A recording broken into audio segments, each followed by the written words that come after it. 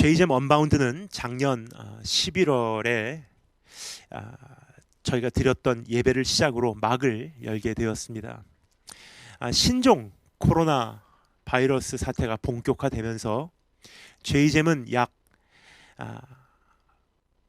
9개월간 모든 모임을 일시 중단하였었습니다.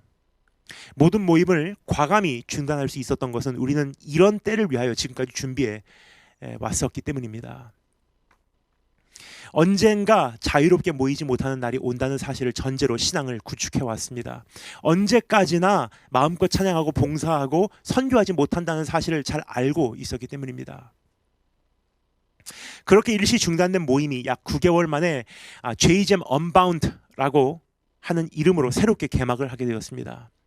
첫 예배에서 에스겔 47장 1절부터 12절 말씀을 통하여 저는 이제부터의 시대에 대한 비전을 여러분과 나누었습니다.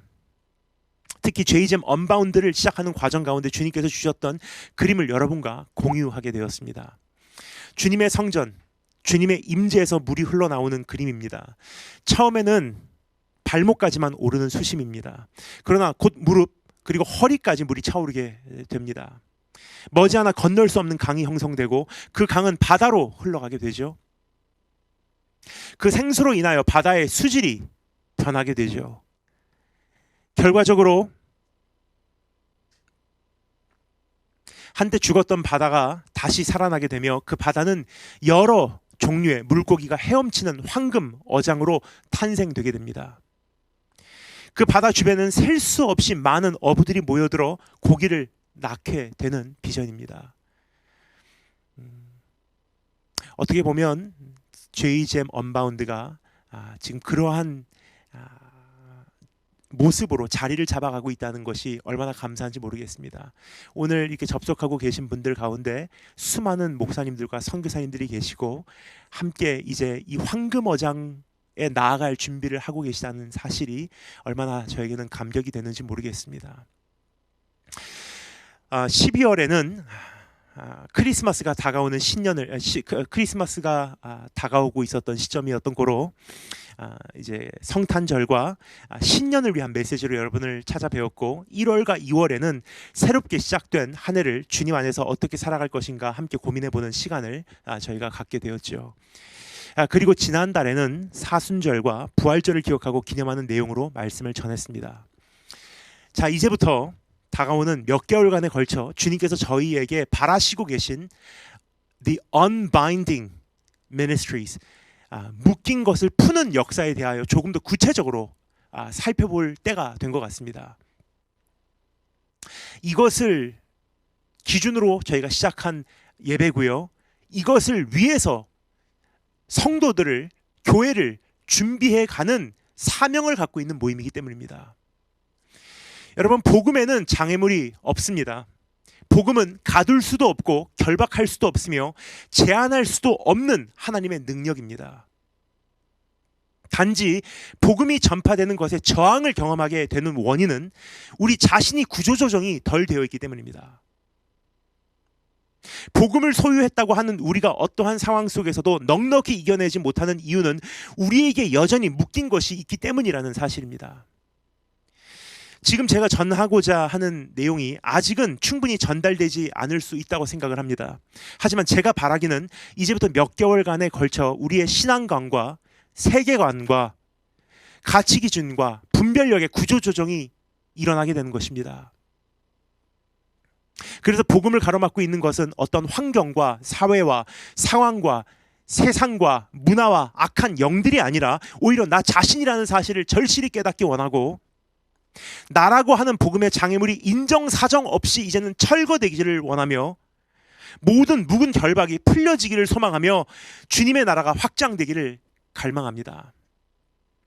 그럼 열려진 열방을 바라보라 라는 제목으로 주어진 본문 말씀을 통하여 주님의 음성에 귀를 기울여보도록 하겠습니다. 열려진 열방을 바라보라. 주님은 우리에게 권고하고 계십니다.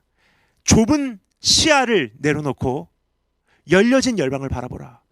좁은 시야를 내려놓고 열려진 열방을 바라보라. 주님의 권고에 온전히 반응하기 위하여 다음과 같은 세 가지로 나누어서 이 말씀을 함께 정리해 보도록 하겠습니다. 세 가지. 첫 번째, 우리의 장애. 두 번째, 주님의 경영. 그리고 세 번째, 요구된 자세입니다. 이 세 가지를 함께 우리 정리해 보도록 하겠습니다. 그럼 첫 번째, 우리의 장애에 대해서 함께 귀를 기울여 보도록 하겠습니다. 우리가 살펴보고자 하는 이 장면은 매우 유명합니다. 어느 정도 교회를 다닌 사람이라면 누구나 적어도 한 번쯤은 들어본 적이 있는 사건입니다. 하나님께서 이방인들에게도 복음이 전파되게 하기 위해서 베드로와 고넬료의 만남을 주선하시는 장면이죠. 이 사건으로부터 정식으로 이방인 선교가 시작되었다고 하여도 절대 과언이 아니리라 생각됩니다. 여기서 너무나 중요한 한 가지를 우선 잠시 나누고 말씀을 이어가야 할 것 같습니다. 많은 성도님들이 기도합니다. 하나님 나라가 확장되도록. 그러나 문제는 그들에게 이 기도는 너무나 추상적이라는 사실입니다. 일반적으로 하나님 나라 확장은 선교를 하여 교회를 세우는 것이라고 단정짓습니다. 물론 틀린 답은 아닙니다. 그러나 정확한 답도 아닙니다. 주님은 우리에게 나라가 임하시오며 라고 기도하라고 가르쳐 주셨지 않습니까? 하나님 나라가 확장되기 위하여 간구하라는 뜻입니다. 이것이 모든 교회와 성도의 임무와 책임과 사명과 존재 이유라는 뜻입니다. 그러나 하나님 나라 확장에 대한 정의가 정확하지 않다 보니 그것을 향해 거리감이 느껴지게 되고 일부 사람들에게만 해당되는 특수 임무라는 잘못된 인식이 형성되게 되어 있는 것입니다. 따라서 선교를 하거나 교회를 세우는 이러한 특수 임무에 동참하지 않는 한 하나님 나라 확장이라는 개념이 일상에서는 무관하게 여겨질 뿐입니다. 결국 반복되는 교회 생활만 아무런 목적 의식 없이 이어가는 한 사람의 교인으로 살아가는 비극을 낳게 되는 것입니다. 하지만 저는 오늘 여러분께 꼭 말씀드리고 싶습니다. 하나님 나라 확장은 절대 추상적인 개념이 아닙니다. 하나님 나라 확장은 우리에게 순간순간 찾아오는 기회요, 일상에서 만나게 되는 도전이요, 그리고 성도라면 누구나 동역할 수 있는 사역입니다. 그래서 주님께서 우리의 영적 호흡인, 누구나 하지 않으면 안 되는 것이 호흡이죠. 주님께서 우리에게 이러한 영적 호흡인 기도에 뭐라고 가르치셨습니까? 하나님 나라 확장, 나라에 임하옵시고라는 기도를 가르쳐 주셨어요. 왜요? 특수 집단에게만 해당되는 것이 아니라 모든 성도의 몫이기 때문에. 하나님 나라 확장의 가장 기본적인 한 가지는 하나님의 사람들의 만남입니다. 한 사람이 그 마음에 소유하고 있는 하나님의 나라가 또 다른 사람이 그 마음에 소유하고 있는 하나님의 나라와 결합함으로 더 온전하여지는 것입니다. 하나님 나라의 한 조각이 또 다른 한 조각을 만남으로 더 완벽하게 그 나라가 건설되어 가는 것을 의미합니다. 반대로 서로와의 관계 속에서 어려움을 겪게 되면 하나님 나라가 금이 가게 되며 복음이 활성화되는 것에 방해가 되겠죠. 이와 같이 하나님 나라 확장은 멀리 있는 과제가 아니라 언제나 우리 곁에 있는 것이고 언젠가 해야 할 숙제가 아니라 지금 당장 감당할 수 있는 것이며 특별한 부르심을 입은 이들에게만 요구된 상황이 아니라 하나님 나라 모든 백성에게 허락된 소망인 것입니다. 제가 목사 안수를 받고 선교사 파송을 받은 지 어느새 15년이라는 시간이 지나가고 있습니다. 초창기에는 여러 선짜리 이야기가 있었습니다. 아주 새파란 목사, 새파란 선교사가 선교지에 발판을 두고 대한민국 강단에 서고 나니 생각지도 못한 곳에서 선짜리들이 들어오더라고요. 거의 모두 다 목사님, 따님들이었습니다. 처음에는 예의상 그 선자리를 받아들였습니다. 그러나 성사가 되지 않았을 때 그 교회에서 말씀 전할 수 있는 기회도 더 이상 저에게 허락되지 않는다는 것을 빨리 배우게 되었습니다. 선자리 나아갔는데 그 관계가 성사되지 않으니까 아예 교회에서도 집회로 불러주시지 않더라고요. 목사님 입장은 충분히 이해를 할 수 있습니다만 한 가지 분명한 것은 그러한 사적인 문제로 하나님 나라에 금이 갔다는 사실입니다. 그 교회 성도님들은 저를 통해 선포하시는 하나님의 음성을 더 이상 들을 수 없는 상황이 돼버린 거예요. 제가 가지고 있는 복음에 영향력을 펼칠 수 있는 무대도 좁아진 것입니다. 저를 통하여 일하실 수 있는 하나님의 사역 범위도 더 좁아졌다고 할 수 있겠죠. 개인적인 일로 인하여 하나님의 나라에 금이 가는 것을 용납할 수가 없었습니다. 사적인 일로 인하여 복음의 장애물이 생기는 것을 허용할 수가 없었습니다. 그래서 처음에 선 본 것 3번을 제외하고는 지금까지 거의 모든 자리를 거절해 왔습니다. 그렇습니다. 우리가 땅에서 무엇인지 매면 하늘에서도 매이게 되어 있습니다. 우리가 땅에서 무엇인지 풀면 하늘에서는 이미 풀려 있다는 사실을 발견하게 되실 것입니다. 주님의 왕국은 거침없이 전진하는 나라입니다. 그것에 걸림돌이 되는 것은 이슬람을 비롯한 타종교도 아니요, 공산주의를 비롯한 어떠한 정치 세력도 아니요, 핍박을 비롯한 어떠한 마지막 날의 현상도 아닙니다.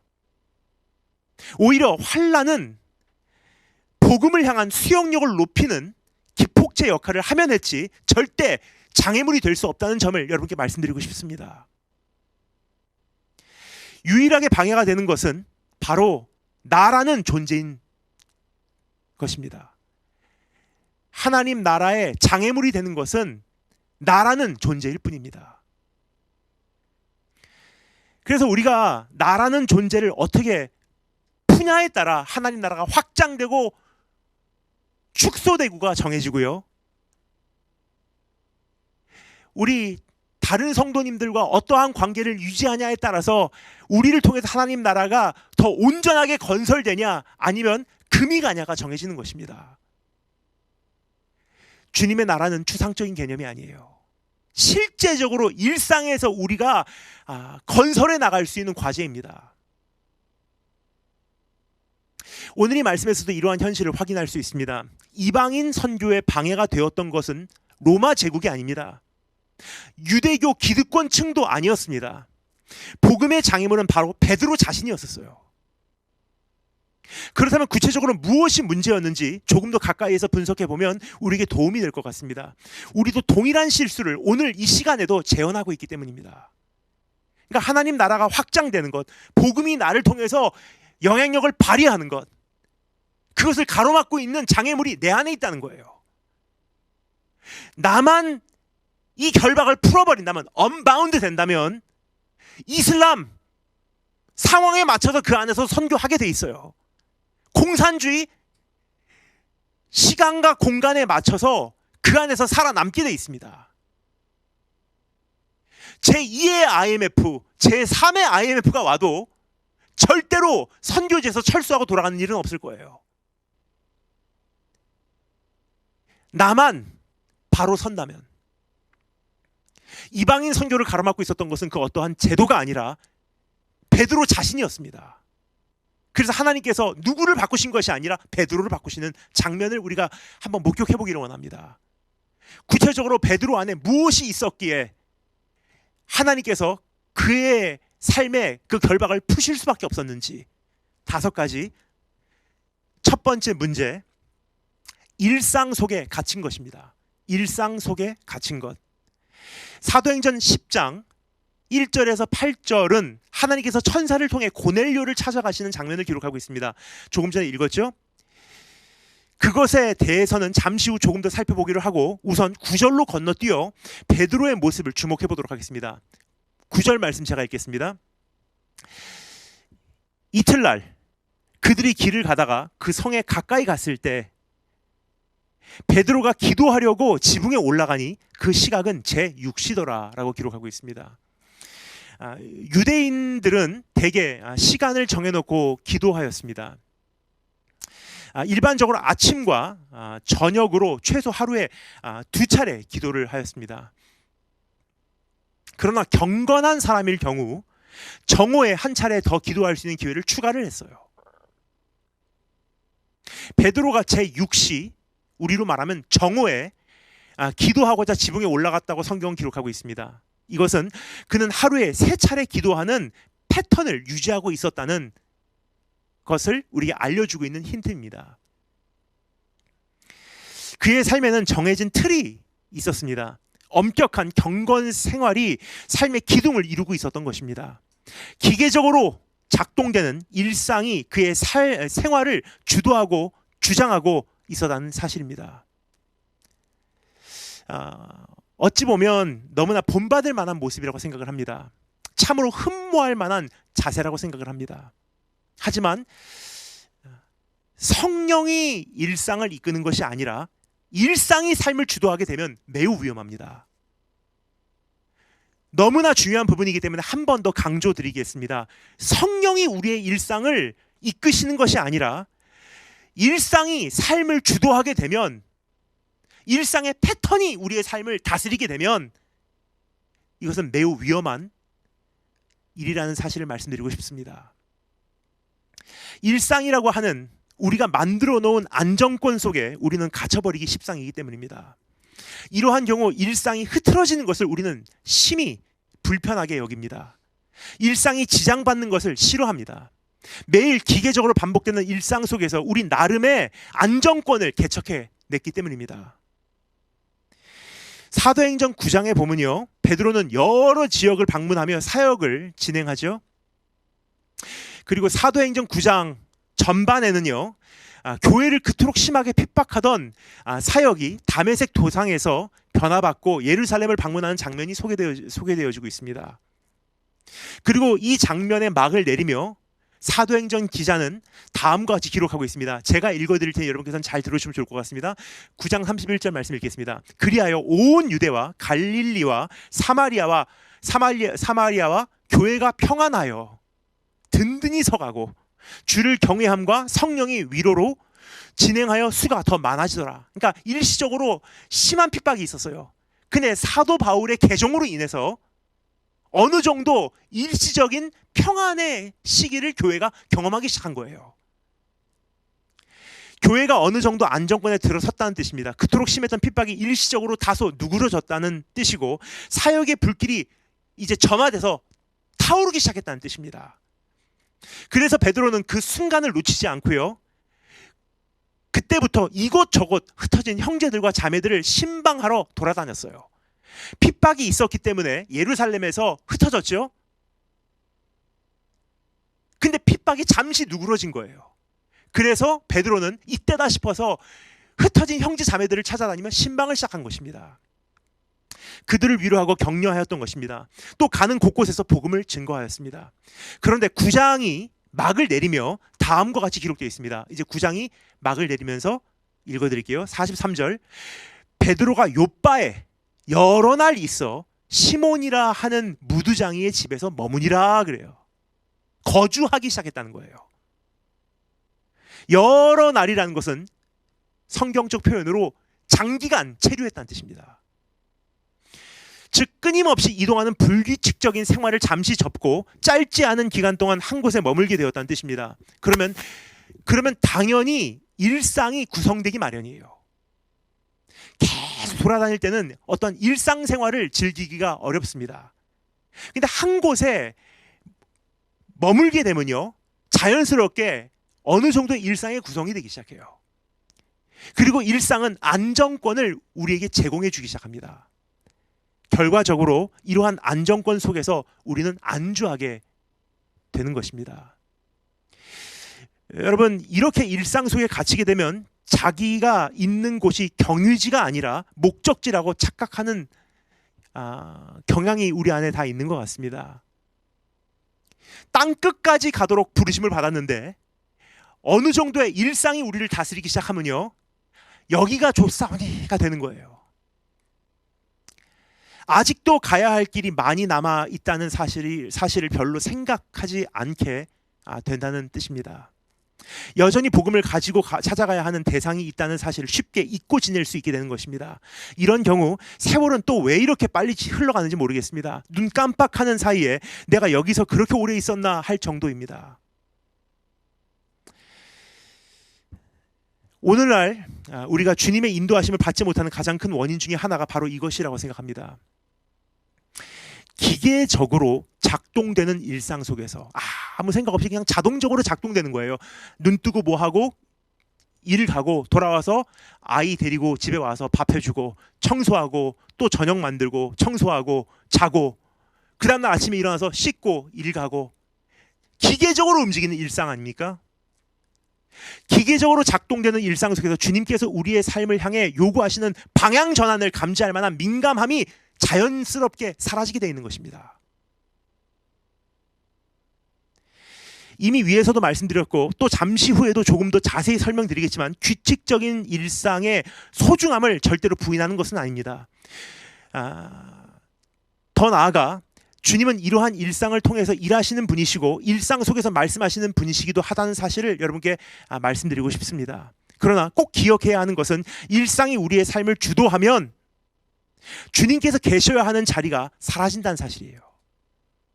우리의 삶을 주도하시는 분은 어떠한 일상의 패턴이 아니에요.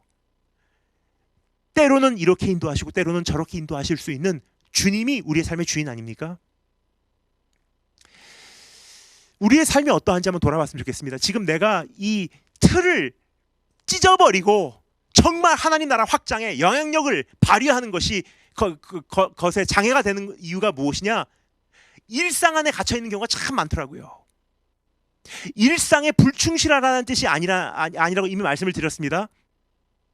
단지 일상 속에서도 주님의 음성을 정확하게 들을 수 있는 능력을 소유해야 되는 거예요.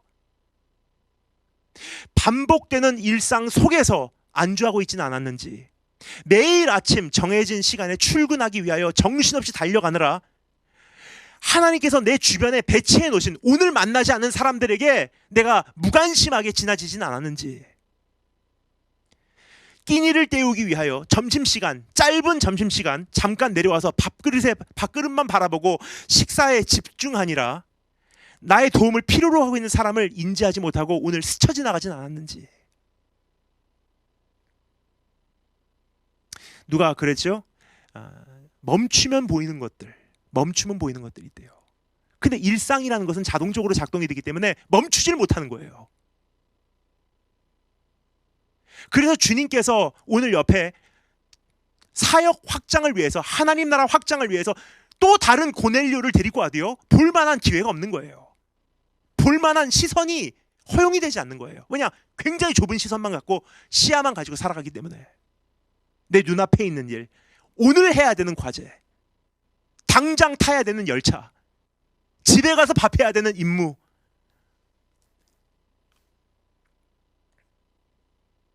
성경 읽고 기도하고 봉사하는 것만으로 안심하여 내 형제가 어디 있느냐라고 물으시는 주님 음성을 듣지 못하고 지내지는 않았는지, 혹 열심히 살아가고 있다고 확신했건만 어느 날 돌아보니 급격히 흐르는 시간 속에서 정작 지켜내야 할 것은 다 잃어버리진 않았는지.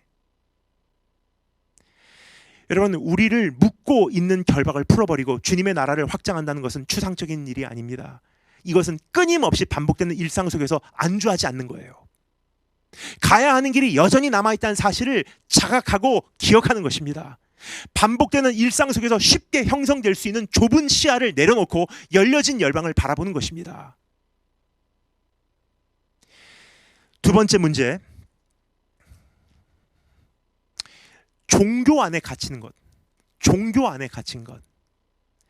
위에서 말씀드렸듯이 베드로가 기도하러 지붕으로 올라간 시간대가 정오, 점심 먹을 때쯤이었기에 배가 많이 고팠을 것 같습니다. 당이 떨어져 있었던지, 기력이 감소되어 있었던지, 따스한 햇볕 아래서 그냥 나른해진 것인지, 혹은 여러 가지 복합적인 이유로 그는 기도하다가 하여튼 깜빡 잠이 들었어요. 10절 말씀에 이렇게 기록되어 있죠. 제가 읽겠습니다. 그가 시장하여 먹고자 하매 사람들이 준비할 때 황홀한 중에라고 기록이 되어 있습니다. 베드로가 왜 깜빡 잠들었는지 확실히 알 수는 없으나 그가 매우 배가 고팠던 것만은 확실합니다. 그는 깜빡 잠든 사이에 그리고 꿈을 꾸게 되죠. 그 꿈의 내용은 다음과 같습니다. 11절 12절 말씀 제가 읽겠습니다. 하늘이 열리며 한 그릇이 내려오는 것을 보니 큰 보자기 같고 내 귀를 메어 땅에 들이웠더라. 그 안에는 땅에 있는 각종 네 발 가진 짐승과 기는 것과 공중에 나는 것들이 있더라 라고 기록되어 있습니다. 하나님은 자신의 뜻을 우리에게 전하실 때 우리가 그 당시 소유하고 있는 감정과 욕구와 생각을 사용하실 때가 참 많은 것 같습니다. 이번에는 베드로의 배고픔을 주님께서 전하시고자 하시는 메시지의 재료로 사용을 하셨어요. 주님은 그에게 하늘에서 내려오는 넓은 그릇을 보이셨습니다. 그 안에는 각종 짐승과 새가 있었습니다. 이것을 보이시며 주님은 베드로에게 이렇게 명령하셨죠. 13절 말씀 읽겠습니다. 13절 말씀. 또 소리가 있으되 베드로야 일어나 잡아먹어라 하거늘. 배고픈 사람에게 먹어라 라고 하는 것보다 더 좋은 소식은 없을 것입니다. 그러나 베드로는 먹기를 거절하였어요. 왜 그랬나? 14절 말씀 읽겠습니다. 베드로가 이르되 주여 그럴 수 없나이다. 먹지 않겠습니다. 속되고 깨끗하지 아니한 것을 내가 결코 먹지 아니하였나이다 한데 라고 기록되어 있어요. 여기 보면 우리말로는 그럴 수 없나이다 라고 번역이 되어 있습니다. 그러나 여러 영어 성경에는 다음과 같이 번역되어 있습니다. Surely not. Oh no. So, no, so 라고 기록되어 있습니다. 절대로 먹지 않겠습니다. 절대로 싫습니다. 베드로는 최대한 자기가 아는 강력한 표현을 동원하여 주님의 명령을 거절해버린 거예요. 이것은 여러분 그냥 읽고 지나갈 만한 대목이 아니라고 생각합니다. 하나님의 명령을 향해 정면으로 대항하고 있는 장면이기 때문입니다. 기억하십니까? 하나님께서 그 미디안 광야에서 모세를 부르실 때 처음엔 하나님께서 모세에게 소근소근 어떻게 보면 상당히 따스한 그 동정하는 모습으로 다가가셨어요. 내가 너에게 대신 말할 수 있는 사람을 붙여줄게. 난 너를 보내기를 원한다. 두려워하지 말아라. 근데 결국 모세가 그러한 하나님의 부탁에도 불구하고 거절하죠. 못 갑니다. 그때 하나님께서 어떻게 하십니까? 손을 옷자락 안에다가 넣었다 빼라 그래요. 손이 문둥병 걸린 손으로 바뀐 거예요. 그때부터 이제 상황이 심각해지죠. 그리고 모세가 들을 수 있는 귀가 열리기 시작해요. 그래서 하나님께서는 우리의 어떤 연약함을 향해서는 동정하시는 분이시지만 불순종을 향해서는 주님은 매우 노하시는 분이세요. 그러니까 베드로의 경우도 그렇습니다. 우리가 그냥 읽고 지나갈 대목이 아니라는 것이 바로 이러한 이유입니다. 주님 나는 연약해요가 아니에요. 하나님 나는 저런 것을 어떻게 먹어야 될지 모르겠습니다 아니에요. Surely not. 절대로 먹지 않겠습니다. 이 장면을 보면서 저는 무식하면 용감하다라는 말이 떠오르더라고요. 감히 하나님께 절대로 싫습니다라고 어떻게 대답할 수 있었는지 참 기가 막힙니다. 그럼 이러한 용감함은 도대체 어디서 온 것일까? 그가 먹기를 거절한 이유는 무엇입니까? 주님께서 보이신 짐승과 새가 유대교 예식적으로 ceremonially unclean, 예식적으로 부정한 동물이었기 때문이라고 여기 기록하고 있습니다. 그래서 그가 이렇게 말하지 않습니까? 속되고 깨끗하지 않은 것을 내가 결코 먹지 아니하였나이다. 종교적으로 이러한 것을 잡아먹는다고 하는 것을 도저히 용납할 수가 없었던 것입니다. 근데 여러분 한번 생각해 보기 바랍니다. 종교적 임무는 절대로 하나님보다 중요하지 않아요. 종교적 형태는 절대로 하나님보다 우선되지 않습니다. 종교적 법칙도 절대로 하나님을 대체할 수가 없는 거예요. 그러나 그는 자기도 모르는 사이에 신앙의 대상보다 신앙의 형태에 더 집착하게 된 것이에요. 이것이 종교의 공포입니다.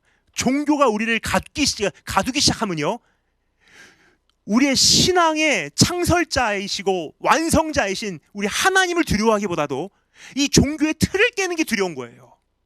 나는 이거를 이렇게 유지해야 돼요. 난 이러한 예배를 드려야 돼요. 찬양은 이렇게 해야 돼요.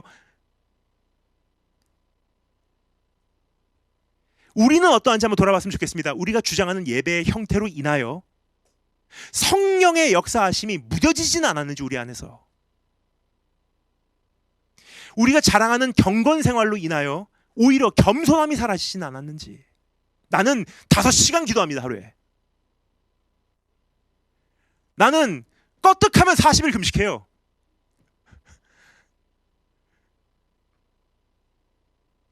우리가 생명을 건 신앙생활로 인하여 오히려 수많은 사람들을 실족시키지는 않았는지.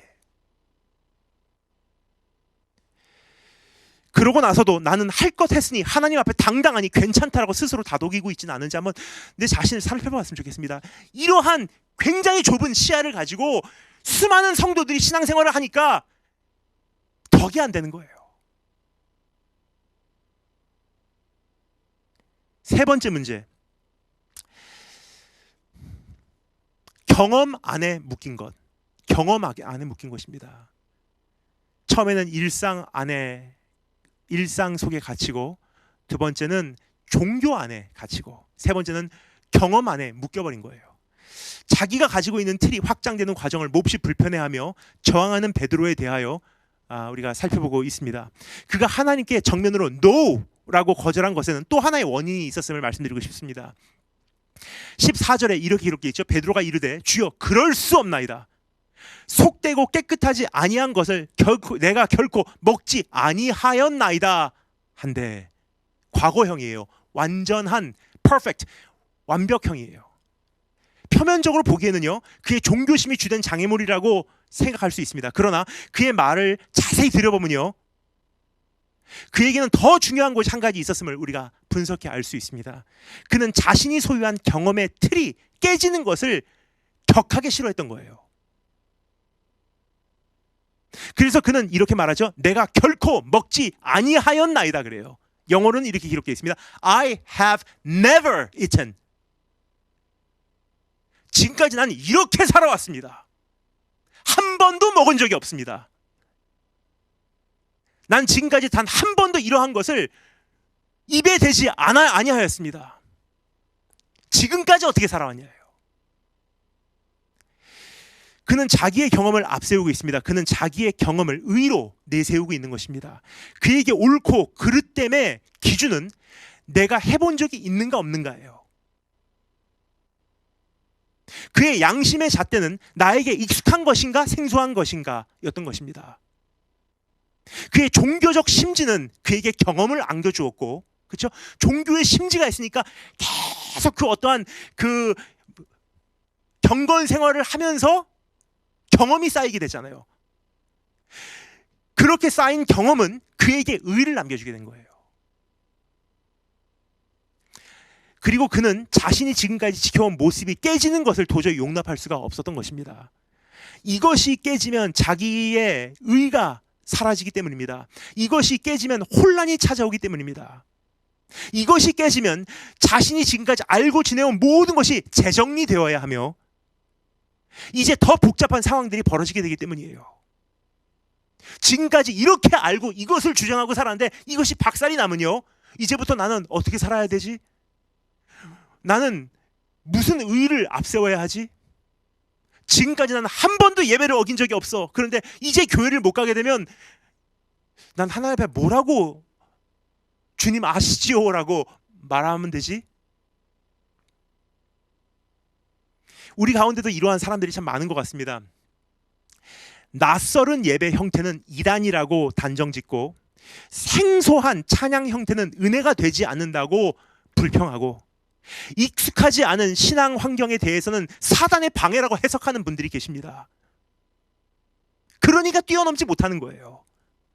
그러니까 조금 조건만 바뀌어도요, 감당하지는 못하는 거예요. 이러한 사람들을 통하여 어찌 땅끝 복음이 성취될 수 있겠으며 주님께서 다시 이 땅에 오시는 길이 마련될 수 있겠습니까? 신종 코로나 사태로 인하여 변할 수밖에 없었던 우리의 신앙생활 속에서 여전히 옛것을 고집하고 있다면 어찌 마지막 날까지 복음 증거자로 살아갈 수 있겠습니까? 새 포도주는 반드시 새 부대에 담겨야 하는 것입니다. 새 부대는 팽창할 수 있는 가능성을 잔뜩 지니고 있는 부대예요. 자신의 틀을 넓힐 수 있는 유연성과 겸손함이 있는 부대가 새 부대인 것입니다. 새 시대, 새 사명을 감당하기 원한다면 새 부대의 모습을 소유하시는 여러분 되시기를 주님의 이름으로 축원합니다.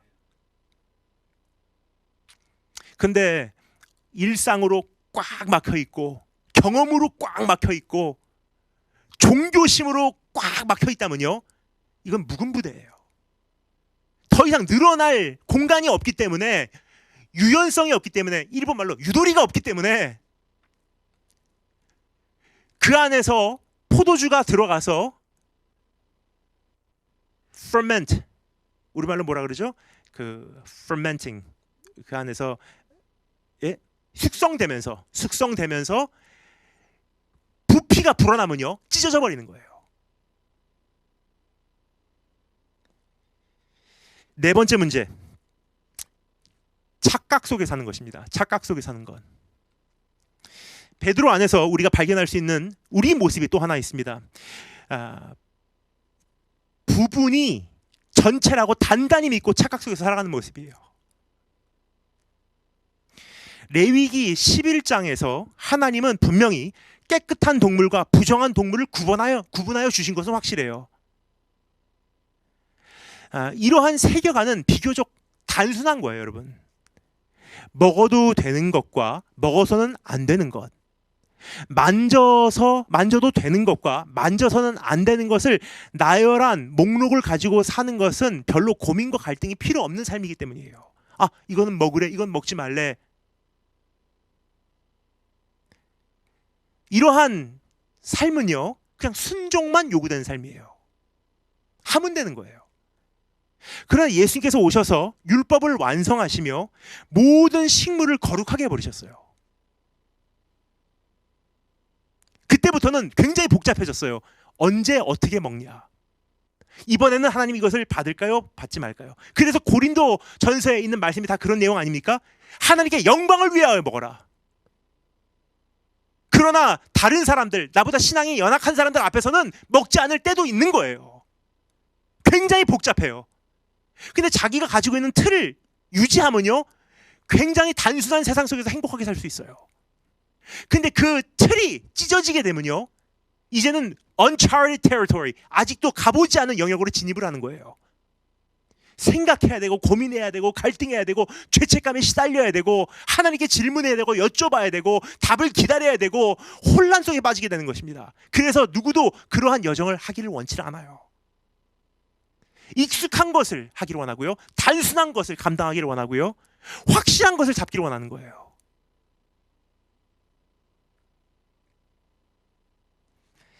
예수님께서 이 세상에 오셔서 율법을 완성하시며 모든 식물을 거룩하게 하셨습니다. 이것에 대하여 사도 바울은 디모데전서 4장 4절에서 다음과 같이 정리해주고 있습니다. 읽어드릴게요.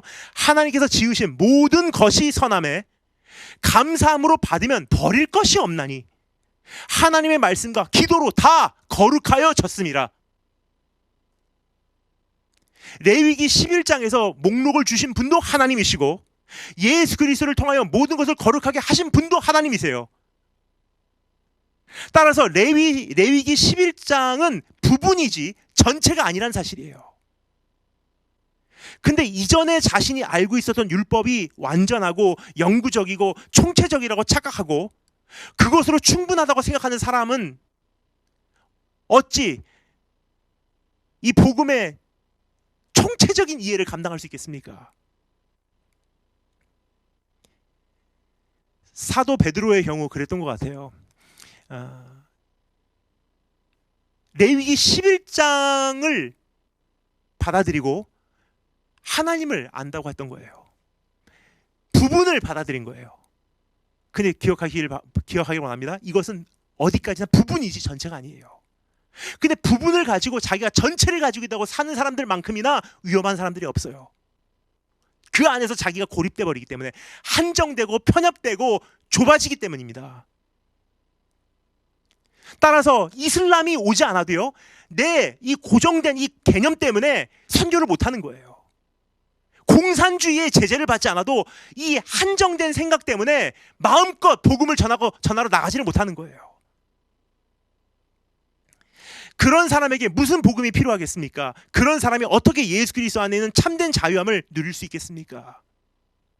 신학교에서 배운 것은 신학의 지극히 작은 부분밖에 되지 않는다는 것이라는 것을 인정하는 사람은 더 확장되고 성장할 수 있는 기회가 주어집니다. 선교학을 공부할 때 익힌 것은 선교의 단면적인 예에 불과하다는 사실을 빨리 깨달은 사람은 선교지에서 시행착오를 덜 저지르게 되어 있는 거예요. 근데 문제는 내가 가지고 있는 것이 한 조각인데 이것이 전부인 줄 알고 그것을 앞세우고 사역을 하다가 망하게 되는 거고요. 이것만을 의지하다가 결국은 수치를 면치 못하는 거고요. 이것이 단 줄 알았는데 이것이 아닌 경우에는 시대를 못 넘기는 거예요. 여러분, 혹시 우리는 부분적인 것을 가지고 전체적인 것이라고 착각하고 있지는 않습니까? 교단과 교리로 인해 극히 편협된 사고방식을 가지고 있으면서 자신이 크게 쓰임받기를 원하고 있지는 않은지, 이게 모순이에요.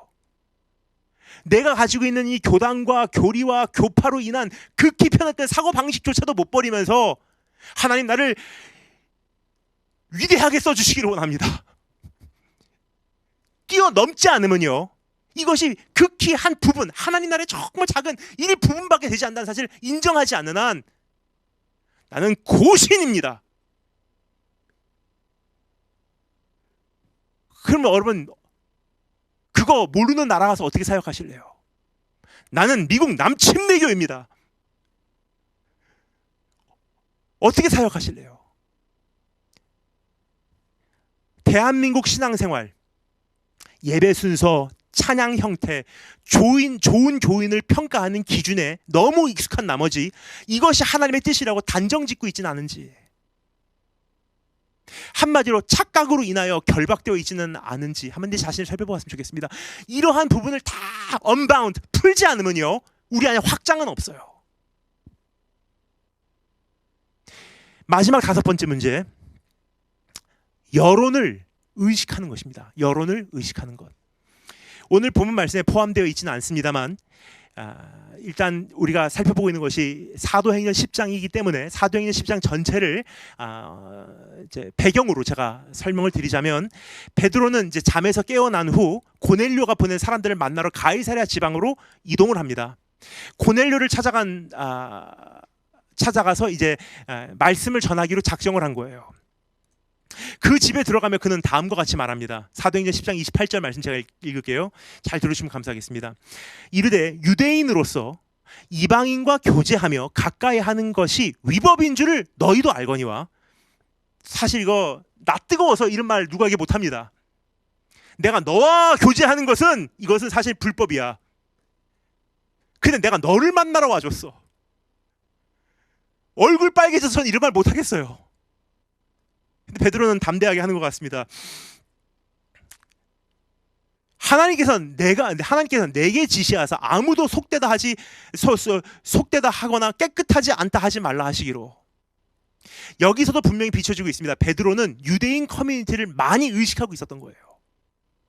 자기가 이방인의 집에 다녀왔다고 하면 유대인 커뮤니티에서 무슨 말을 듣게 될지가 불안했던 것입니다. 이 기록만이 아니에요. 충분한 근거가 있어서 이렇게 우리가 추론을 해볼 수 있는 거예요. 갈라디아서 2장 11절부터 14절에 보면요, 사도 바울이 그러한 베드로의 모습을 너무나 많이 옆에서 지켜보았기 때문에 베드로가 유대인 여론에 관심을 가지고 있는 모습을 엄격하게 책망하는 기록을 우리가 찾아볼 수 있지 않습니까? 제가 사도 바울의 말을 빌려서 베드로를 한번 책망해 보도록 하겠습니다. 게바가, 베드로입니다. 게바가 안디옥에 이르렀을 때 책망받을 일이 있기로 내가 그를 대면하여 책망하였노라. 야고보에게서 보냄을 받은 어떤 이들이 이르기 전에 게바가 이방인들과 함께 먹다가 그들이 오는 것을 보고서 그가 할례자들을 두려워하여 떠나 물러가매. 다른 사람들이 어떻게 생각하는지를 뛰어넘지 않으면 하나님의 나라는 우리를 통하여 확장될 수 없는 것입니다. 여론을 초월하지 않으면 여론에 결박된 종으로 살아갈 수밖에 없는 것입니다. 지금까지 우리는 베드로를 결박하고 있었던 것을 분석해 보므로 무엇이 하나님 나라 확장을 가로막고 있는지 생각해 보았습니다. 일상 속에 갇히는 것, 종교 속에 갇히는 것, 경험 안에 묶이는 것, 착각 속에 살아가는 것, 여론을 의식하는 것. 베드로에 비해서 고넬료에 대해서는 그렇게 깊게 살펴보지 않겠습니다. 단지 잠시 후 그에 대하여 짧은 소개로 몇 말씀만 드리도록 하겠습니다. 그 이유는 복음을 가로막고 있는 것은 고넬료가 아니라 베드로였기 때문이에요. 하나님께서 구조조정을 하실 수밖에 없었던 것은 고넬료가 아니지 않습니까? 베드로를 구조조정하셨지 않습니까? 일반적으로 우리가 생각하는 것은 하나님께서 사도 베드로는 만지지 않고 이방인 고넬료를 바꾸셔서 이방인 선교를 시작하셨겠다. 절대 아니에요. 하나님은 고넬료를 바꾸시지 않고 베드로를 바꾸셨어요. 주님은 선교지를 변화시키기 전에 선교사를 변화시키기를 원하신다는 사실을 꼭 기억하기를 원합니다. 뭐냐? 선교사가 어떠한 구조 조정이 되었는지에 따라서 선교지에 어떠한 복음이 전해지는지가 정해지기 때문에 복음은 그 복음을 먼저 소유한 기득권자의 가치 기준의 틀을 넘지 못하는 거예요. 예를 들어서 한 지역교회 목사님이 우리 교회만 생각하고 있다면요, 절대로 성도들은 그 틀을 넘지를 못해요. 너무나 많은 갈등을 겪게 돼 있어요. 그래서 주님은 선교지를 바꾸기 전에 선교사를 바꾸시고, 주님은 세상을 변화시키기에 앞서 교회를 변화시키기를 원하고 계십니다. 보냄을 받은 사람의 구조를 보냄을 받는 장소의 구조로 조정하시는 분이세요. 마지막 시대를 살아가는 성도의 눈높이를 마지막 시대의 눈높이로 설정하시는 분이십니다. 일반적으로 생각할 때는 우리가 있는 그대로의 모습으로 가서 그 자리를 변화시킨다고 생각을 해요. 아니에요. 주님은 가서 그 압력에서 살아날 수 있는 모습으로 나를 바꾸신 다음에 보내셔서 본질만 전하게 하세요.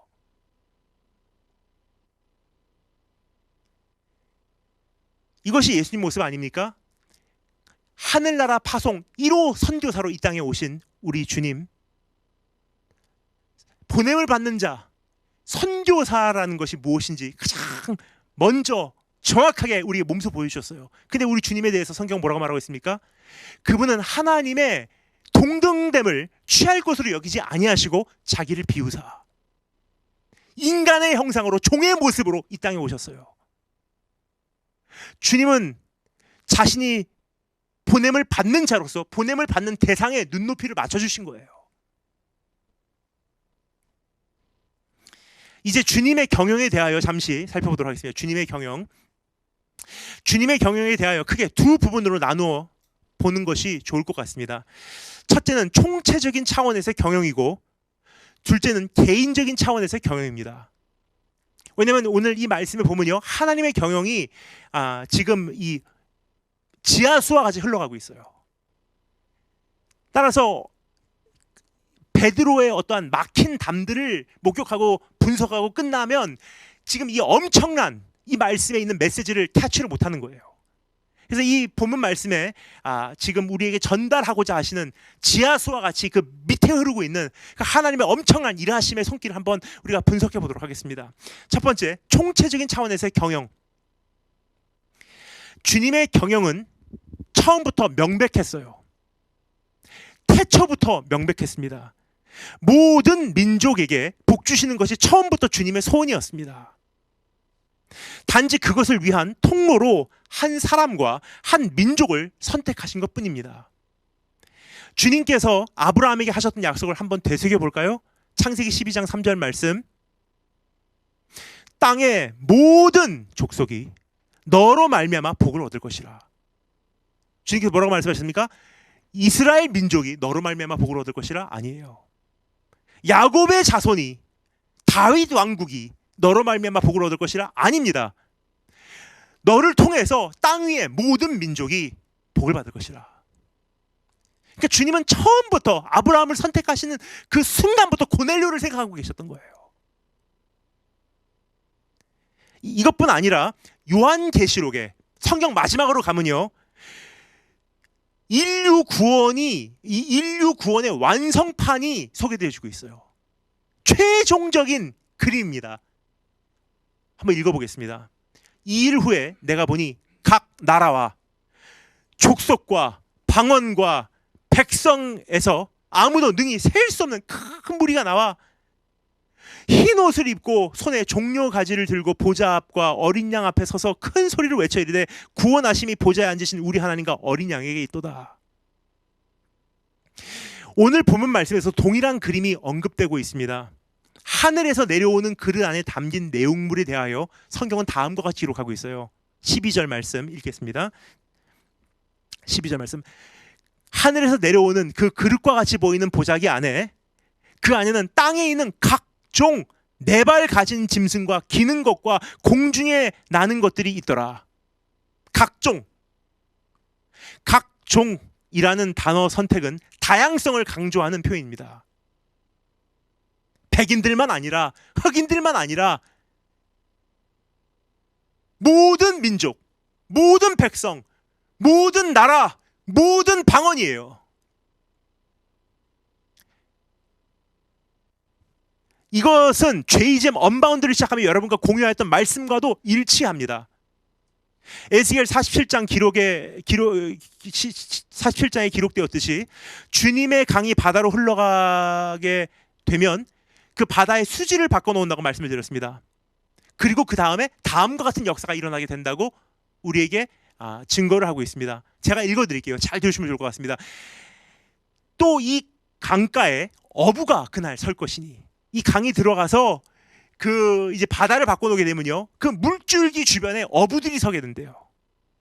엔게디에서부터 에네글라임까지 금을 치는 곳이 될 것이라. 얼마나 물고기가 많으면 강 하류부터 상류까지 다 물고기를 낳을 수 있다는 거예요. 그 고기가 각기 종류에 따라 큰 바다의 고기같이 심이 많으려니와. 각기 종류, 다양성.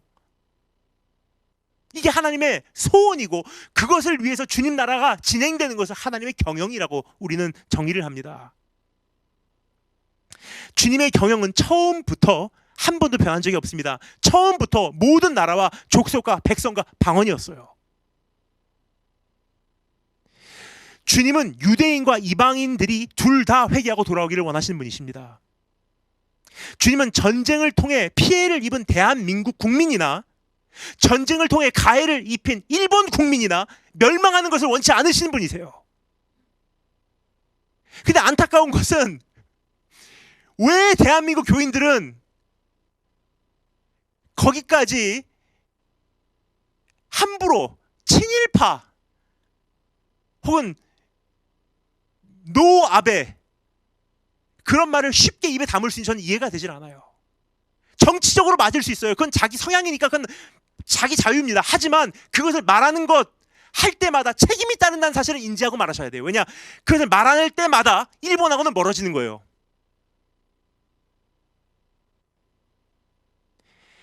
주님께는 금수저나 흑수저가 없습니다. 주님께는 강남과 비강남도 없는 것입니다. 주님께는 장로교, 감리교, 성결교, 침례교, 순복음 그 외에 어떤 교파도 중요하지 않습니다. 주님 눈에는 우리 모두가 죄인일 뿐입니다. 그러나 주님은 어떠한 죄인도 살리실 수 있으신 분이십니다.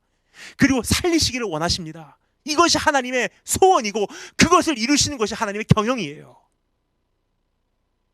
따라서 그러한 주님과 우리가 결합을 한다면요, 우리의 세계관도 모든 민족과 모든 백성과 모든 방언이 돼야 되는 거예요. 근데 문제는 나는 감리교입니다. 누가 가로막고 있어요? 하나님 나라를. 이슬람입니까? 이슬람 문턱까지도 못 가는 이유가 나는 성결교입니다. 그거 하고 있으니까. 주님의 소원은 너무나 명명백백합니다. 주님의 소원은 천하 만민이 회개하고 돌아오는 것이고, 그래서 예수 재림이 성취되는 것이며, 결과적으로 우주 만물이 마침내 회복되는 것입니다. 주님은 이것을 위하여 열방을 움직이시며 이 순간에도 여전히 경영하고 계신 것입니다. 질문은 우리의 소원도 그러한가입니다. 자나깨나 우리의 소원도 그러합니까? 우리의 인생 목적은 무엇입니까? 혹시나 일상 속에 갇혀서 어느새 그것이 다인 줄 알고 살아가고 계시진 않으신지요? 주님의 마음은 모든 민족이 돌아오는 것인데, 내 관심은 오늘 내 기도 생활 했어, 오케이 체크. 오늘 말씀 생활 읽었어, 오케이 체크. 그거 다 끝나면 오늘 하루를 너무 의미 있게 지냈어. 아니에요, 여러분. 그게 다가 아니라는 거예요. 자동적으로 작동되는 이 일상에 속지 마시기 바랍니다. 그거 너무 중요하지만 그게 다가 아니라는 거예요. 그거 하다 보면 어느 날 10년, 어느 날 20년, 어느 날 인생 낭비했네?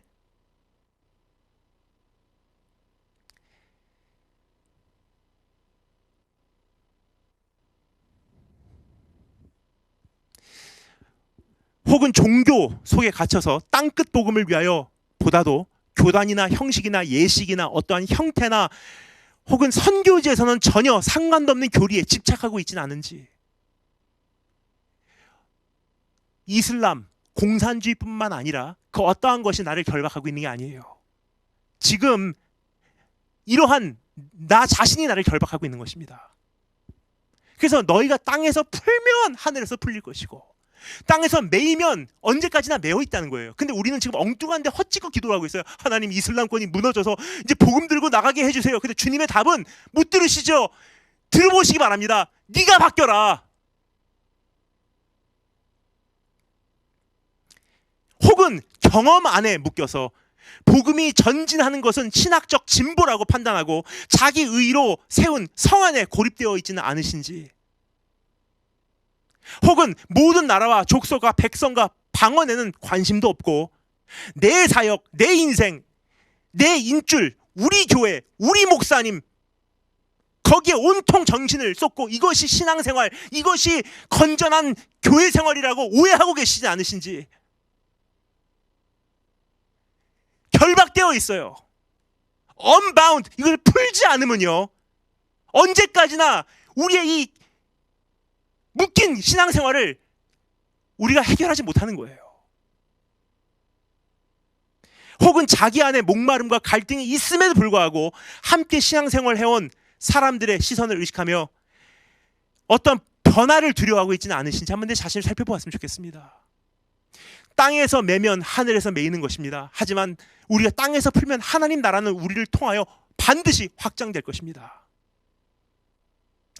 그럼 두 번째 살펴보겠습니다. 개인적인 차원에서의 경영을 한번 우리가 지켜볼까요? 개인적인 차원에서 하나님께서는 어떻게 그 자신의 계획을 펼쳐내시나. 비록 주님의 경영은 위대하지만 우리의 시야는 너무 좁습니다. 그래서 주님은 우리를 개인적으로 다뤄주세요. 넓은 계획을 펼쳐놓으시고 따라올 사람 따라오라고 말씀하시지 않으신 분이세요. 왜냐? 아무도 따라갈 사람이 없기 때문에. 오히려 그래서 주님은 계획에 동참시키기 위하여 온갖 노력을 주님께서 기울이시고 계시다는 뜻이에요. 베드로 안 부르셔도 괜찮았어요. 어차피 못 따라올 사람은 내가 사도 바울만 쓰겠다. 충분히 그렇지 않습니까? 근데 이게 웬 은혜입니까? 하나님께서 베드로에게 찾아가셔서 씨름을 하세요. 네가 바뀌어야 이방인 선교한다. 오해하지 마십시오. 베드로 없이도 이방인 선교하실 수 있는 하나님이세요. 근데 왜 하필 베드로에게 끝까지 그렇게 설득을 시키시며 구조조정을 시켜가시며 그를 통해서 이방인 선교를 이루시기를 원하셨을까요? Nobody knows. 아무도 모릅니다. 이게 수수께끼예요. 수수께끼를 다른 말로 표현하면 뭐죠? 은혜예요. Amazing grace. 왠지 모르겠어요, 하나님. 왜 나 같은 사람의 마음을 주님께서 흔드셔서 구조조정하셔서 깨닫게 하셔서 변하게 하셔서 나의 사역을 확장해 나가신지 제가 이해가 되지 않습니다. 그렇다면 어떠한 손길로 우리의 삶에 임하시는지, 개인적인 차원에서 임하시는지 잠시 살펴보도록 하겠습니다. 첫 번째, 단계 인도하심. 단계 인도하십니다. 개인적인 차원에서 우리에게 접근해 오시는데, 왜냐, 큰 경영을 보여주시면서 따라와라 그럼 따라갈 사람 한 명도 없습니다. 그래서 하나님께서 눈높이를 낮추셔서 베드로에게는 베드로에게 맞게, 고넬료에게는 고넬료에게 맞게, 다니엘 킴 목사에게는 다니엘 킴 목사에게 맞게 찾아가서 개인적으로 교제하시면서 단계 이끌어 가세요. 주님은 그 누구보다 베드로의 한계에 대하여 잘 알고 계셨던 분이세요. 그가 어디까지 수용할 수 있는지 확실히 이해하고 계셨습니다. 따라서 그가 소화할 수 있는 범위 안에서 그를 한 발자국씩 인도하시고 계셨던 것입니다. 사도행전 9장에서 베드로는 예루살렘을 떠나게 됩니다. 조금 전에 말씀드렸죠? 왜 떠났는지. 이제 어느 정도 핍박이 잠시 누그러진 거예요. 이때다 싶어서 흩어진 형제 자매들을 찾아가기 시작하고 이제 신방하기 시작한 것입니다. 그래서 베드로는 이곳 저곳을 다니며 적지 않은 문화 충격을 경험하게 되었으리라 생각이 됩니다. 뭐냐? 유대인 중에 유대인이 베드로예요. 예수님과 함께 다닐 때에는, 주님의 그림자 아래 있었을 때에는 미처 생각하지 못했던 상황들로 인하여 그는 처음으로 고민을 하기 시작했을 거예요. 하나님, 이럴 때는 어떻게 할까요? 여러 곳을 두루 다니다가 그는 결국 루따라는 곳에 잠시 머물게 됩니다. 이곳으로 흩어져서 생활하는 성도들을 방문하게 되었기 때문입니다. 루따라는 곳은요, 예루살렘에서 요빠로 가는 길목에 있는 동네입니다. 정확하게 말씀드리자면 요빠라고 하는 이 해안 도시에 거기서부터 약 15km 정도 떨어진 더 내륙으로 들어와 있는 도시라고 생각하시면 되겠습니다. 따라서 유대인들과 이방인들, 예루살렘에서 요빠 항구 도시로 가는 통로에 위치한 것이 루따기 때문에 유대인과 이방인들의 영향이 어느 정도 균형과 조화를 이루고 있었던 곳이에요. 그러니까 베드로가 처음에 루따에 가서 힘들지만 거기까지 이게 감당할 만한 그 이질감은 느끼지 못했을 거예요. 왜냐? 어느 정도는 유대인 동네였기 때문에. 근데 주님은 베드로를 루따에서 오래 거주하도록 허락하지 않으시고 어느 정도 있다가 곧 그를 요빠로 옮기세요. 요빠는 해안 도시입니다. 그래서 이방인들의 왕래가 많은 곳이에요. 즉 이방인들의 영향이 더 많이 이게 느껴질 수 있는 곳입니다. 그래서 베드로가 그곳에 머물기 위해서는요, 어느 정도 구조조정이 이루어지지 않으면 안 됐던 것입니다. 이뿐 아니라 요빠에서도 베드로가 투숙하게 된 곳이 어디라고요?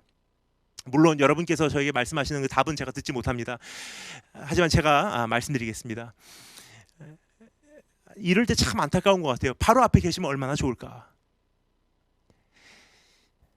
요빠에서 베드로가 투숙하게 된 곳은 무두장이 시몬의 집입니다. 무두장이라는 직업은요, 동물 가죽을 만들고 그것으로 일하는 직업이에요. 이것은 대표적인 부정한 직업입니다. 죽은 동물 시체를 다뤄야만 하는 직업이기 때문입니다. 따라서 베드로가 예루살렘을 떠나 루따를 들렸다. 조금 이방인 동네, 더 이방인 동네 요빠에 가게 되고, 그것도 큰 변화의 계기가 되었겠지만 무엇보다 무두장이 시몬의 집에서 생활하게 된 것이 베드로에게 있어서 크게 틀을 확장하는 기회가 되었다고 생각하시면 되겠습니다. 여기까지 구조조정이 이루어진 다음에 하나님은 그를 가이사랴로 인도하셔냈다는 사실입니다.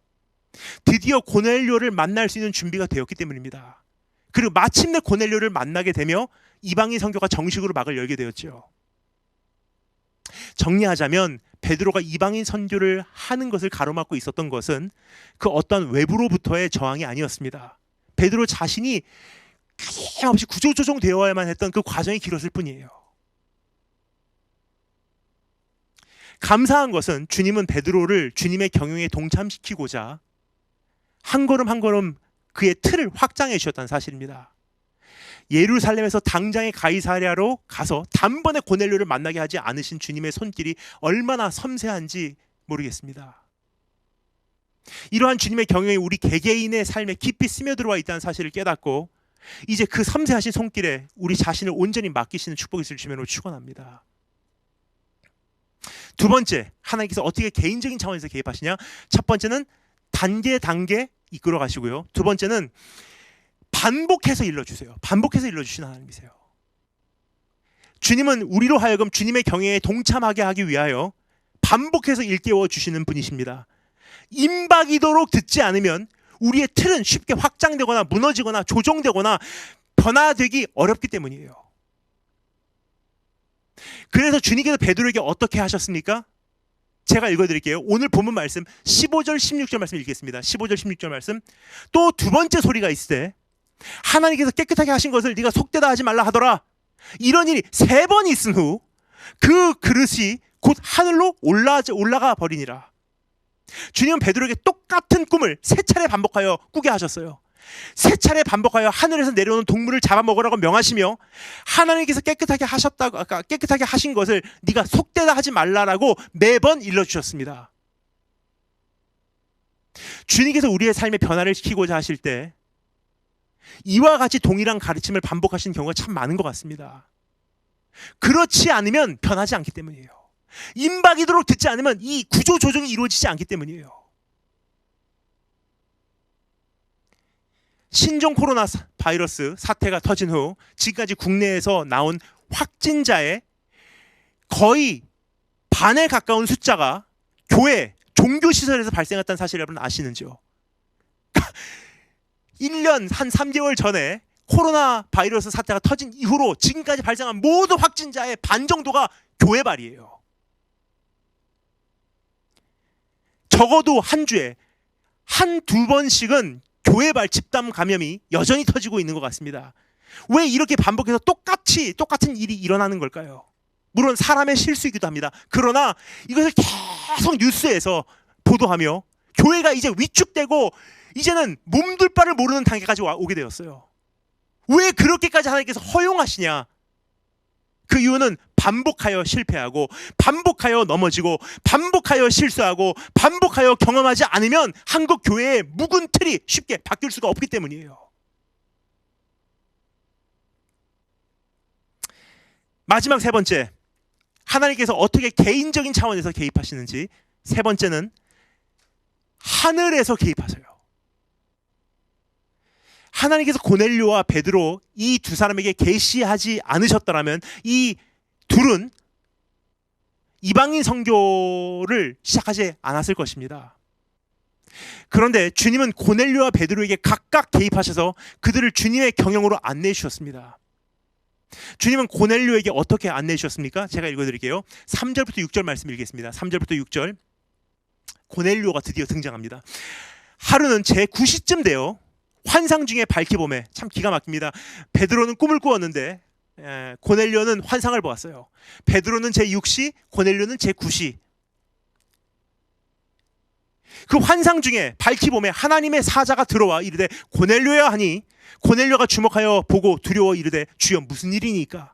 천사가 이르되 네 기도와 구제가 하나님 앞에 상달되어 기억하신 바가 되었으니 네가 지금 사람들을 요바에 보내어 베드로라 하는 시몬을 청하라. 그는 무두장이 시몬의 집에 유숙하니 그 집은 해변에 있다 하더라. 주님은 고넬료에게 하늘에서 사자를 내려 보내주셨어요. 하늘에서 하나님의 사자를 고넬료에게 이제 파송을 하신 거예요. 그리고 구체적으로 그에게 행할 바를 말씀해 주셨습니다. 그럼 베드로에게는 어떻게 나타나 주셨습니까? 이미 우리가 잘 알듯이 꿈으로 찾아와 주셨어요. 그런데 그 꿈에 대하여 다음과 같이 기록하고 있습니다. 11절 말씀 제가 다시 한번 읽겠습니다. 그 베드로가 꾼 꿈에 대하여 이렇게 기록되어 있어요. 하늘이 열리며 한 그릇이 내려오는 것을 보니. 하나님께서는 하늘을 열고 환상을 보여주신 거예요. 신앙의 교만이 있고 깨달음은 더디고 들을 귀는 무디고 고집은 센 신앙의 기득권과 어떠한 이런 것을 주장하고 있는 베드로의 마음을 바꿀 수 있는 길이 이것밖에 없었기 때문입니다. 하나님의 전적인 개입하심, 하늘을 여시고 개입하신 거예요. 하나님의 개입하심이 없이는 절대로 바뀔 수가 없는 모든 조건을 다 갖추고 있는 것이 당시 영적 기득권자였던 베드로였기 때문입니다. 그래서 여러분 조금 다르게 보일 수 있어요. 고넬료에게는 환상으로 제9시에, 하지만 베드로에게는 제6시의 꿈으로. 상황도 조금 다르고요, 조건도 다르고 환경도 달라요. 근데 한 가지는 동일해요. 공통점이 있다는 거예요. 뭐죠? 하나님께서 하늘을 여시고 사자를 보내든지 하늘문을 여시고 직접 말씀하신 거예요. 하나님의 이러한 개입하심이 없이는 절대로 우리의 구조가 바뀌지 않는다는 거예요. 그래서 지금 이건 아닌데, 내가 바뀌어야 되는데, 이제 이 틀이 구조화 조정이 돼야 되는데 지금 갈등하고 계신 분들은 지금 좋은 곳에 계신 거예요. 이대로 가다가는 사역을 못하는데 뭔가가 바뀌어서 새로운 시대를 준비해야 되는데 이제부터 예배는 어떻게 드려야 할까 고민하고 계신 분들은 지금 하나님께서 지금 여러분에게 어떤 은혜를 쏟아붓고 계신 현장에 놓여진 것입니다. 우리의 삶에도 이와 같이 개입해 주신 주님의 손길이 있는지 가만히 더듬어 보기를 원합니다. 혹시 그 손길을 발견하신다면 절대로 지체 마시고 단호하게 구조조정을 하시는 축복이 있으기를 주님의 이름으로 축원합니다. 주님께서 우리를 단계 인도하시고 우리에게 반복해서 일러주시고 우리에게 하늘에서 개입해 주시기에 우리는 감히 좁은 시야를 내려놓을 수 있는 것입니다. 그리고 열려진 열방을 바라보는 것을 엄두낼 수 있는 것입니다. 자, 그럼 마지막으로 우리 하나님 나라 확장이 우리를 통해 이루어지기 위하여 우리에게 요구된 자세에 대하여 우리 짧게 살펴보고 마치겠습니다. 마지막 세 번째, 요구된 자세입니다. 우리 세 번째 마지막으로 한번 살펴보도록 하겠습니다. 위에서 하나님의 개입하심이 고넬료와 베드로 두 사람에게 모두 임했다고 이미 말씀드렸습니다. 그런데 조금 더 살펴보면 이 두 사람 다 소유하고 있었던 공통적인 모습이 있는 것을 발견할 수가 있습니다. 비록 한 사람은 이방인이고 또 한 사람은 유대인이지만 그들은 동일한 자세를 소유하고 있었던 사람들입니다. 한 사람은 백부장이고 한 사람은 사도이지만 그들은 둘 다 경건한 사람들이었어요. 이것이 하나님께서 우리에게 일하시는 최소 기본적인 자세라는 거예요. 진짜로 틀이 확장되고 내 구조가 변화되고 하늘에서 개입하시고 단계 인도하시고 반복해서 말씀하시는 그 최소 기본 자세가 뭐냐? 경건함. 먼저 고넬료에 대해서 뭐라고 소개하고 있는지 읽어볼까요? 1절 2절 말씀 제가 읽어드리겠습니다. 1절 2절 말씀. 가이사랴에 고넬료라 하는 사람이 있으니 이달리아 부대라 하는 군대의 백부장이라. 그가 경건하여 온 지방과 더불어 하나님을 경외하며 백성을 많이 구제하고 하나님께 항상 기도하더니. 그가 하나님에 대하여 얼마나 구체적으로 알고 있었는지는 모르겠습니다. 하지만 이방인들 가운데 프로셀라이트라고 해서 유대교의 신앙을 받아들인 사람들이 당시 상당수가 있었던 것은 분명합니다. 단지 예수 그리스도에 대해서는 모르고 있었어요. 여호와 하나님에 대해서는 잘 알고 있었던 사람들이에요. 그 중에 한 사람이었다고 추측이 됩니다. 그에게 필요한 것은요, 누군가가 예수 그리스도를 전해주는 것이었습니다. 구약의 수많은 예언자들이 말한 바가 예수 그리스도 안에서 성취되었다는 사실을 설명해 주는 것이었습니다. 그리고 예수 그리스도 안에 죄사함과 새로운 생명이 있다는 사실을 그에게 알려주는 거예요. 더 이상 어린 양의 제사가 필요 없다. 이제는 하나님과 우리 안에 있는 이 막힌 담이 헐어졌듯이 이방인과 유대인의 막힌 담도 헐어졌고 한 구주 앞에 우리는 모두 새로운 생명을 얻을 수 있다. 이 좋은 소식을 전해줄 사람이 필요했던 거예요. 그래서 베드로가 보냄을 받았고요. 결국 그렇게 보냄을 받은 베드로는 고넬료의 집에서 전한 설교가 바로 그러한 내용이 아닙니까? 이와 같이 고넬료는 준비된 심령이었습니다. 그를 찾아간 하나님의 사자가 그에게 네 기도와 구제가 하나님 앞에 상달되어 기억하신 바가 되었으니라고 인정하고 칭찬할 정도였으니 말입니다. 경건한 사람. 이와 같은 경건의 모습을 베드로에게서도 찾아볼 수 있습니다. 이미 위에서 설명드렸습니다만 베드로가 제6시에 기도하러 지붕 위로 올라갔다고 하는 것은요, 그가 어떠한 경건 생활을 이미 하고 있었는지를 우리에게 보여주고 있는 단서예요. 여러분, 일상이 우리의 삶을 주도하면 우리는 일상에 갇히게 된다고 말씀드렸습니다. 그러나 꾸준함에서 비롯되는 경건함이 없이는 절대로 하나님 나라 확장을 위하여 쓰임 받을 수도 없다는 사실을 동시에 여러분께 알려드리고 싶습니다. 따라서 우리는 균형을 잡아야 되는 거예요. 엄격한 일상 없이는 참된 경건은 형성되기 어렵습니다. 그러나 고정된 일상에서 안주하게 되면 우리는 일상 속에 갇히는 거예요.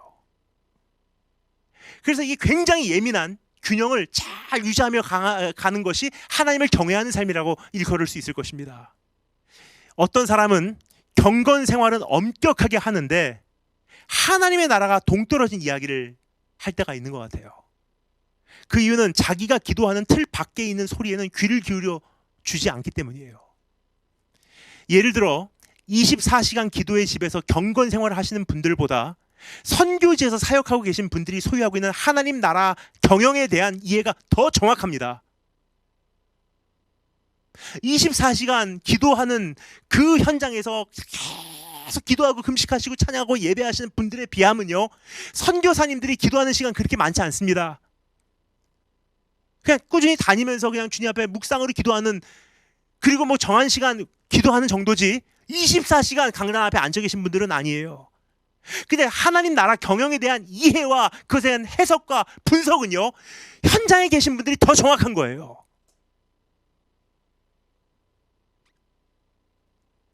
그런데 하나님 나라 경영에 대한 분석은 예리하지만 경건 생활이 무너져 내린 선교사님들과 사역자님들을 때로는 자주 보게 돼요. 어느 쪽도 하나님 나라 확장에 크게 도움이 되지 않는다고 말씀을 드리고 싶습니다. 따라서 주님은 경건한 그릇을 찾고 계십니다. 경건한 그릇이 아니면 그 무엇보다 자기의 죄에 결박당해 버리게 되어 있고 하나님 나라 확장을 위하여 동참할 수 없기 때문입니다. 그렇다고 해서 편협된 그릇도 안 되는 거예요. 확장됐지만, 열려있지만 경건하고, 경건하지만 어떤 틀에 묶여있지 않고, 이것이 지금 코로나 사태를 통해서 주님께서 우리에게 끊임없이 호소하시며 우리를 훈련하고 계신 주님의 마음이 아닌가 생각이 돼요. 틀에 묶여있지 않지만 경건 생활을 혼자서 유지하고, 경건 생활을 유지하지만 어떠한 형식에 얽매여 있지 않은 것. 이러한 사람이 준비가 된다면 직장 문제 없어요. 어떠한 환경에서도 살아남아요. 이제부터 시대 뛰어넘습니다. 어떠한 선교지도 감당할 만한 현장이 되는 거예요.